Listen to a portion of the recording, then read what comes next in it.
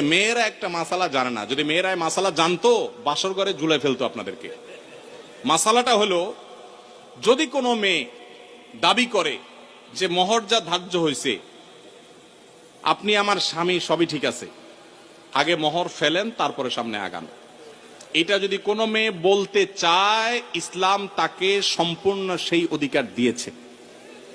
কিন্তু আমাদের সমাজে মেয়েরা মাসআলা আমার কাছে শোনার পরও বলবে না। এটা কেন বলবে না? কারণ আমাদের সমাজে পুরুষগুলো এমন রাক্ষসের মতো এবং এমন জালিম, এমন অত্যাচারী, বেশিরভাগ, সবার কথা বলছি না, যে এই কথা যদি মেয়ে বলে বাসর রাতে, ঠিক আছে স্বামী, সবই ঠিক আছে, আপনার সাথে আমার বিয়ে হয়েছে, সব ঠিক আছে, মোহর ধার্য হয়েছে, এটা আমার প্রাপ্য, আল্লাহ কোরআনে বলছেন, অতএব এটা দিয়ে দেন। ছেলে বাসর থেকে পালায় দৌড় দিবে, বলবে এই মেয়ে বাসর রাতে এখনই অবস্থা করতেছে, আল্লাহ জানে আমারে কোথায় ঝুলায়। ঠিক না বে ঠিক? অথচ এটা ঠিক না।